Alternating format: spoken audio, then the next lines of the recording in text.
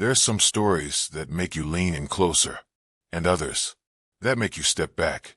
This one, it does both. In the summer of 1999, in a quiet Kansas town you've probably never heard of, an entire family of 5 vanished. No warning, no witnesses, no footprints. Just gone. The Harrells weren't the kind of family people gossiped about. They were regular, simple. You might not even remember their names if you'd lived in Layton back then, but you'd remember the house. The one with the blue shutters, the yellow mailbox, the swing in the front yard that never stopped moving, even when there was no wind. On August 17th, 1999, Elise and Gregory Harrell made dinner. Spaghetti and garlic bread. Michael, their teenage son, was on the phone in the basement. Sarah, their middle child, was watching cartoons in the den. Abby, the youngest, only 6, was coloring at the table. Everything was normal. Until it wasn't. At exactly 9:43 p.m., every clock in the house stopped. The power didn't go out. The lights stayed on. The TV kept humming. But time itself froze. When a neighbor dropped by the next morning to borrow a ladder, he noticed something strange. The front door was locked, curtains drawn, but the house too quiet. He knocked. No answer. He peered inside through the living room window. The TV was on. Plates on the table. Dinner uneaten. The food was still warm. He called the police. When they arrived, they had to break in. What they found, or didn't find, has haunted this town for over 2 decades. Every room intact. Toothbrushes still damp. Water running in the upstairs tub. One shoe halfway down the stairs. No signs of struggle. No blood. No broken windows. Doors locked from the inside. And yet, no one was home. Not Elise. Not Gregory. Not Michael. Not Sarah. Not little Abby. They were just gone. The case was opened. Investigators combed the woods. The media covered it for exactly 3 days. And then, nothing. It was like the town moved on. No memorials. No vigils. No "have you seen me?" Flyers posted on stop signs. The Harrells vanished, and so did the memory of them, until 26 years later, when a routine 911 call was played back, and on the tape, beneath static, beneath the dispatcher's voice, was something else. A whisper. A child's voice, saying just one thing: "Don't forget me this time." And that voice matched the youngest Harrell child, Abby. The problem? She was supposed to be dead. The dispatch audio didn't come from the night the Harrells vanished. It was recent. 2 months ago. A noise complaint from the edge of town. Nothing urgent. A woman reported strange laughter coming from the woods near her property. It was dismissed. Filed. Forgotten. Until a tech in records flagged something while testing playback levels. At 9:43 p.m., the exact minute the Harrell clocks had frozen, a whisper broke through the background static. Not a glitch. Not interference. A voice. A little girl's voice. "Don't forget me this time." They ran it through software. Filtered the noise. Ran a sample against old missing persons archives. There was a match. Abigail Harrell, age 6. Last seen on August 17th, 1999. There was no official explanation. No internal memo. No press release. The file was locked by the county supervisor. Marked audio anomaly. Case closed. Again. But Officer Brenna Hale didn't let it go. She was new to Layton. Transferred from Topeka. Didn't grow up in the town. Didn't have the same silence in her blood. She kept digging. The Harrell file was barely there. No autopsy. No physical evidence. One single black and white photo. All 5 of them standing in front of their home. Smiling. Except for Abby. She wasn't looking at the camera. She was looking at something off to the side. Something in the trees. Brenna visited the house. It was still there. 26 years later. Abandoned. Unsold. Unrenovated. Even the mailbox hadn't been replaced. It was as if time had politely avoided the property. The front door was sealed with old police tape. Still fluttering. Still unbroken. She circled to the back. The grass hadn't grown. The garden beds still full of dead roots. And the swing, still moving, even though the air was perfectly still. She stood in the yard a long time, then walked up to the attic window. The glass was fogged, but something moved behind it. A shadow. Not quick, not sudden, just present, watching. That night, Brenna accessed the dispatch logs again. She pulled every call ever made from the Herald address. There were 5. 2 routine, 1 delivery, 1 silent, and 1 placed from the house. 2 years after the family disappeared, the line had been disconnected, but the call logged in. 3 minutes of silence, then a child's voice. "I want to come home now." No follow-up, no officers dispatched. The call was logged as a prank. But Brenna knew better. The next morning, she went back to the house. She waited until sunrise, snuck in through the back. Inside, everything was still there. The plates, the food, now long rotted but never cleared. The upstairs bedrooms, still laid out like the family had just left. Toys on the rug, shoes by the wall. And in Abby's room, the smell of old crayons. She found a drawing on the floor. Stick figures. 5 of them, labeled in a child's hand. Mommy, Daddy, Michael, Sarah, and off to the side, a 6th figure. No name, no face, just a shape, drawn in black, standing outside the house. In the trees. Brenna took a photo, left everything else untouched, then walked upstairs to the attic. The air got colder with every step. When she reached the top, she paused. A hatch in the ceiling, closed, dust-lined, but something about it looked wrong. She pulled it open. A thin rope ladder fell out. She climbed. Inside, the attic was empty. Bare walls. A single bulb, long dead, but on the far wall. Small handprints.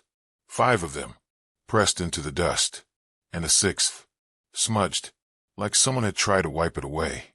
She reached out, and the light bulb flickered, then died completely. And from behind her, a small, sharp breath. Not hers. A child's. She turned. No one. Just the sound of the swing creaking below the window. And the attic door now. Closed.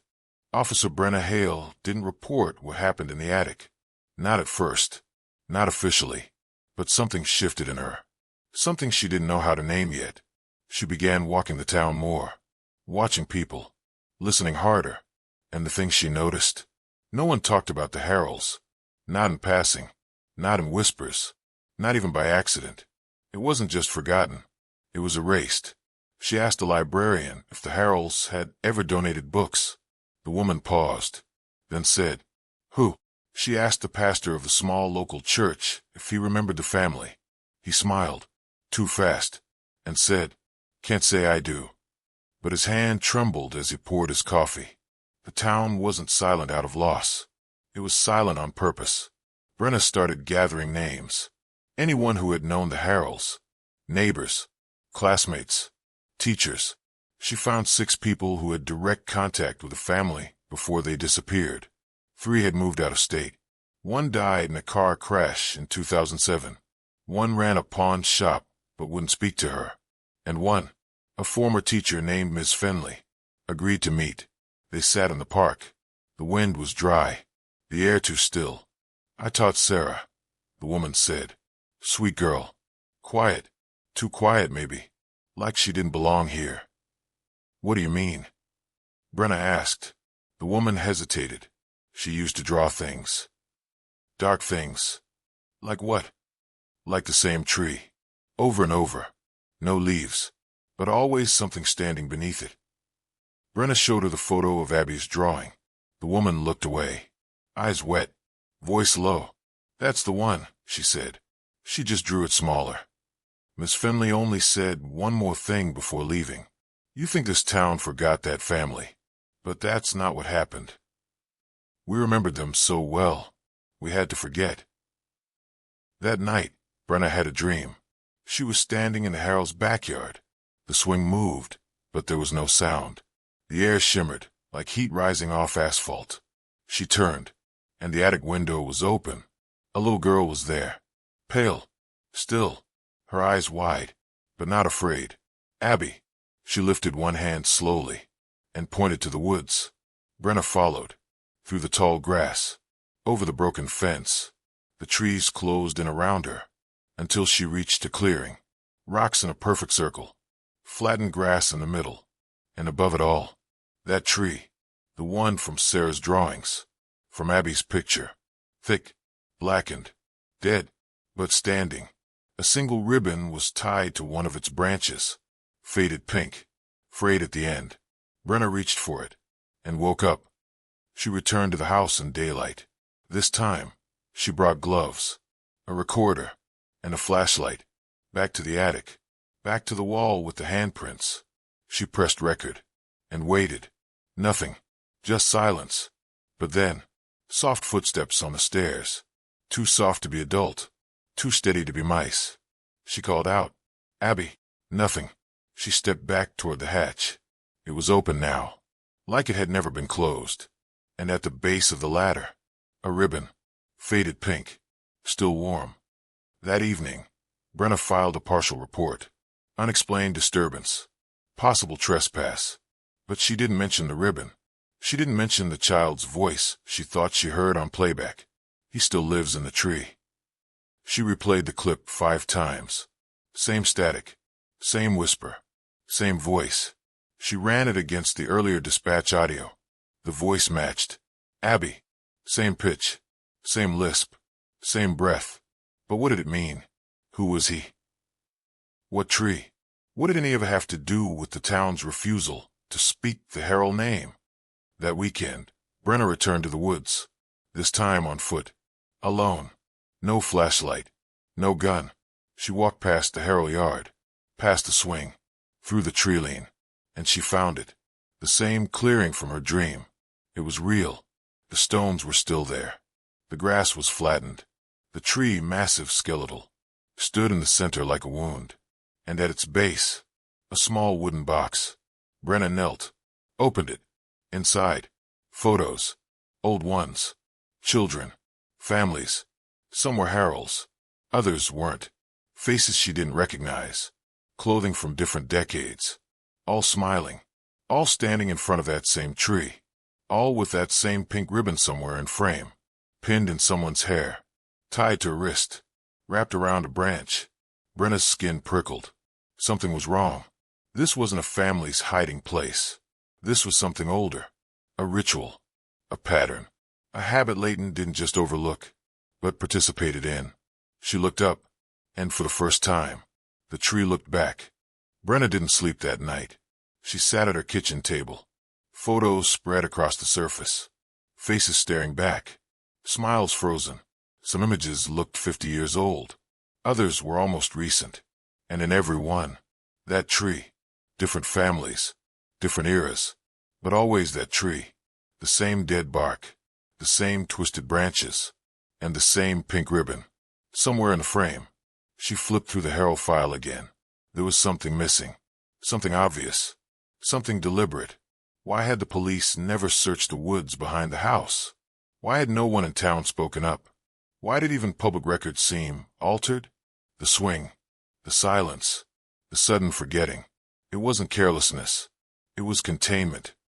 The next morning, she drove to the county archive. Old property records. Land deeds. She wanted to trace the Herald plot. See how far the woods extended. But the records were incomplete. Anything prior to 1970. Gone. Digitization backlog, they said. She found a map, hand-drawn yellowed. Tucked in the corner was something unusual. The Herald property had once belonged to another family. The Sutherlands. 1958. There was a note beside the name. Family removed. Deed returned. Removed? Not relocated. Not sold. Removed. She searched for any police record. Nothing. No disappearance. No deaths. No forwarding address.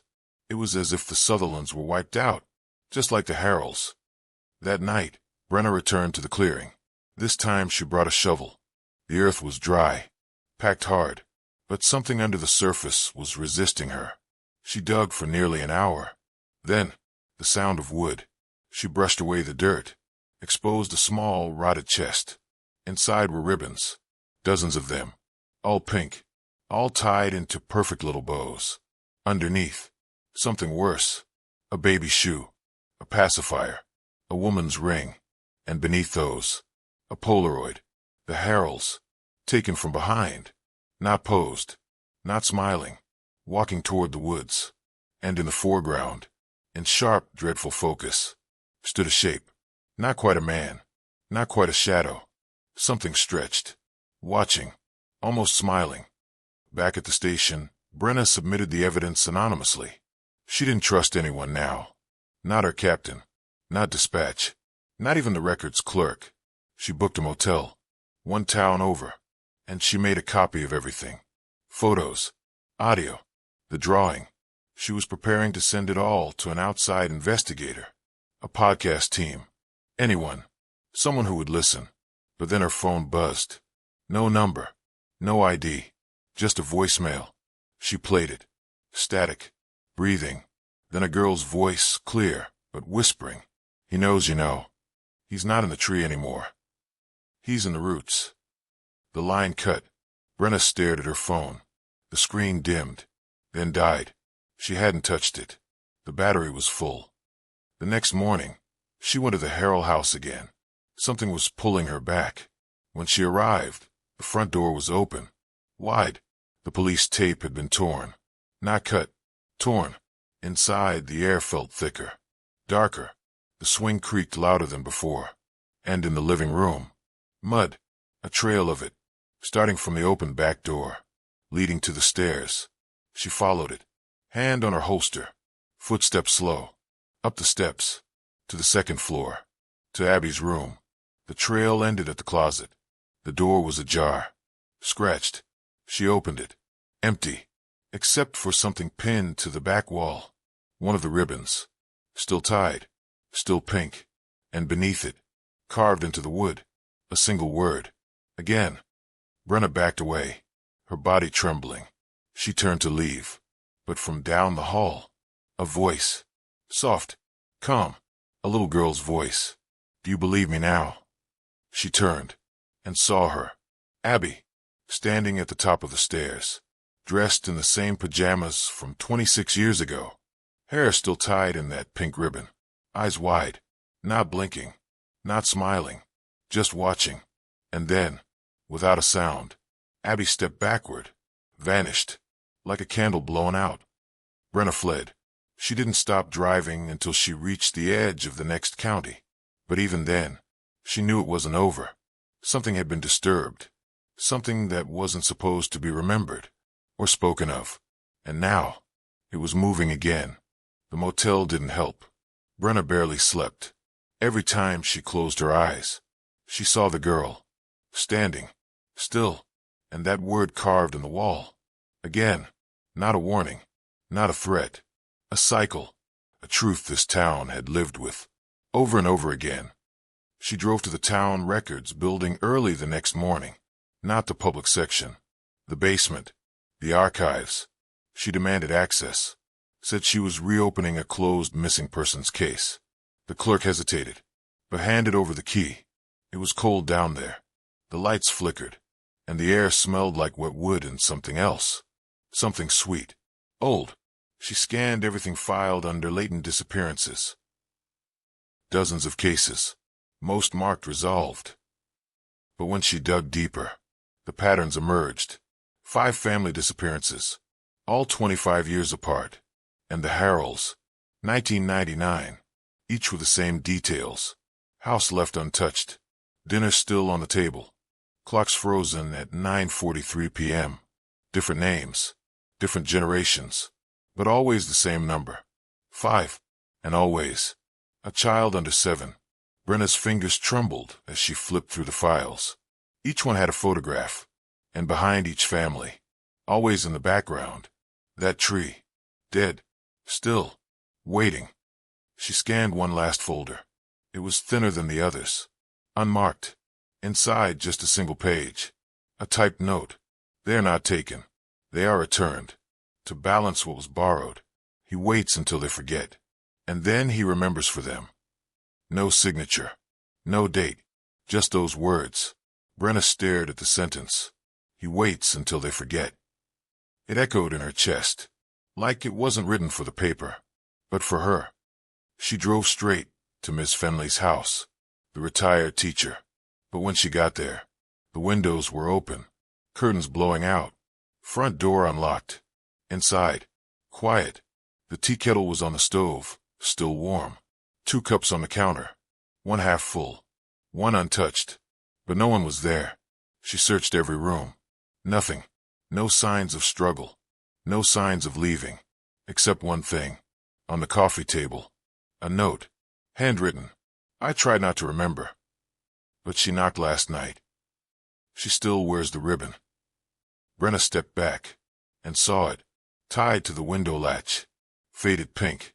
Fluttering in the breeze. She didn't call it in. Didn't write a report. She knew what would happen. What always happened. Silence.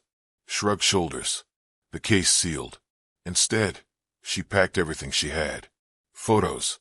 Drawings. The ribbons. The voicemail. Even the soil sample from the clearing. She drove 4 hours to Kansas City.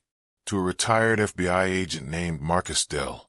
He used to investigate ritualistic crimes. Cases that never made it to the news. He opened the file. Looked at every page. Didn't speak for 20 minutes. Finally, he said, "You shouldn't have come alone." He told her something she didn't expect. That he'd heard of Layton. Once. Years ago. A rumor. Passed between agents. A town that eats its memories. Not a metaphor. A function. A system. Brenna asked him, "Do you think the people here know?" He said, "Not all of them. But some do. Enough to keep the cycle going." They stayed in Kansas City that night. Booked separate rooms. Slept with their lights on. Just before dawn, Brenna woke up to a sound. Knocking. Soft. Precise. 3 knocks. Then silence. She froze. Then heard it again. Not at the door. At the window. She rose slowly. Pulled the curtain aside. And there, tied gently to the outside handle, was a pink ribbon. Fresh. New. Like it had just been tied. Brenna didn't open the window. She turned off her phone. Sat in the corner of the room until the sun came up. Marcus was already in the lobby. He didn't ask what happened. He didn't need to. They made a plan. Return to Layton. Find the original tree. Dig deeper. Not just into the dirt, but into the town. Because the longer they waited, the stronger the pattern became. And someone else would be taken. It was never random. It was scheduled. They drove back in silence. No music. No chatter. Only the sound of wind pressing against the car. As they neared the edge of Layton, a strange fog rolled in. Thick, low, and still. It didn't move like weather. It moved like warning. And in the distance, they saw the house. Still standing. Still untouched. And the swing in the yard. Still moving. Even with no wind at all. The fog clung to their car like breath on glass. As Brenna and Marcus stepped out, the air felt heavier. Not cold. Just wrong. The Harrell house stood unchanged. Porch cracked. Shutters still blew. That damn swing still creaking. Marcus took out a small camera. Started filming. "Whatever happens," he said, "don't stop recording." They crossed the yard. The grass was dying again. Color drained from it like it knew what was coming. Brenna led the way. Through the back. Into the woods. It took them 15 minutes to reach the clearing. But when they did, they stopped cold. The circle of stones was gone. The grass now wild. Overgrown. But the tree was still there. Only now, it was blooming. Thick, dark leaves hung from its limbs. Too many for a tree that had been dead for decades. Too black. Too silent. And hanging from every branch. Ribbons. Dozens of them. Pink. Swaying without wind. Like they were breathing. Marcus approached first. Recorder in one hand. Camera in the other.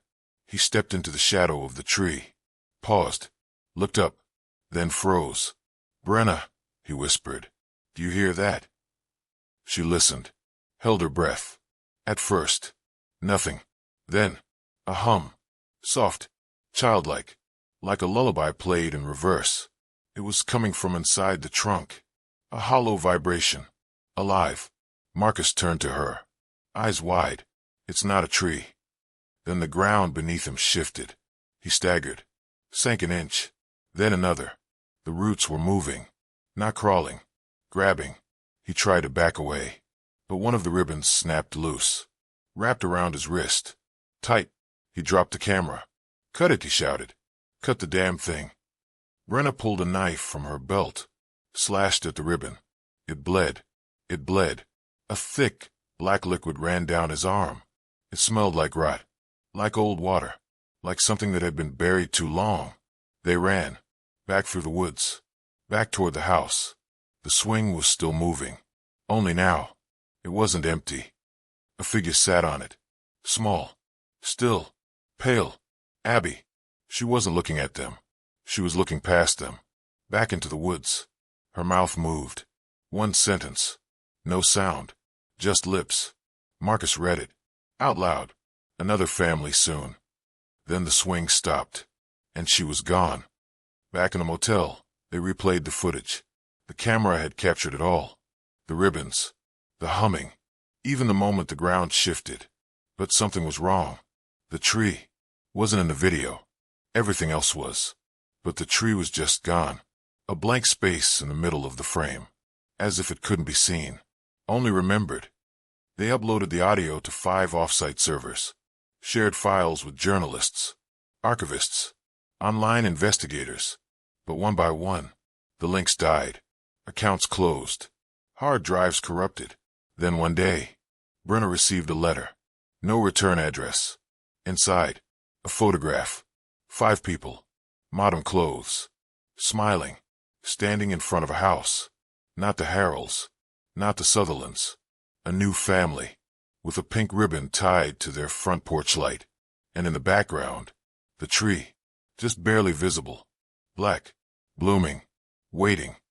Brenna left town the next day. She never filed a final report, never told the department. She moved 2 states over, changed her name, got a desk job.